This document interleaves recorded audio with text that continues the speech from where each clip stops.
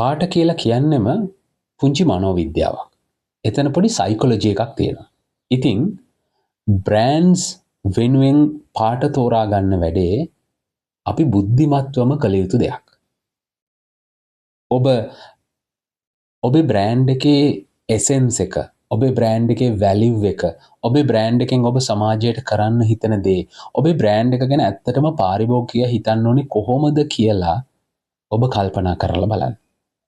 අන්නේ අරමුණු එක්ක ඒ දේවල් එක්ක ඔයාගේ බ්‍රෑන්ඩ් එක පාවිච්චි කරන පාරිභෝගිකයාගේ හැඩතලය ඔබ හිතන්න.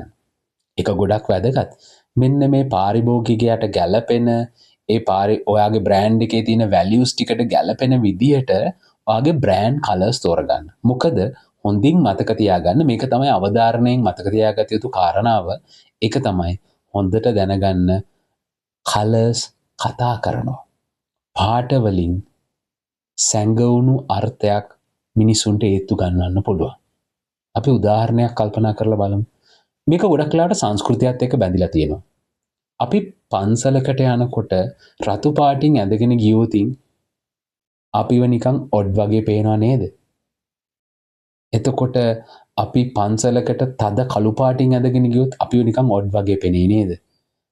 අපි සුදු පාටින් ඇඳගෙන පන්සල් යනවා නම් අන්න එතකොට අපිට අර සිල්වත් ගතිය, පිරිසිදු බව ඒක අපිට ෆීල් වෙනවා. ඒක අපිට දැනෙන්න පටන් ගන්නවා. ඒක තමයි මම කියන්නේ මේ පාට කතා කරනවා කියලා.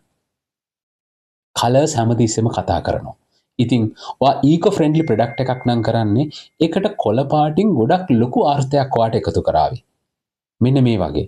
ඉතින් හැමතිස්සෙම බ්‍රෑන්ඩ් වලට කලර්ස් තෝරගන්නකොට ඔබ කැමති පාට තෝරගන්නවා වෙනුවට ඔබේ බ්‍රෑන්ඩ් එකේ ඉන්න ශේස්ත්‍රය අනුව ඔබේ වර්ණය තෝරගන්න පුළුවන් නම් ඒක සාර්ථක දෙයක් බවට පත් වෙයි.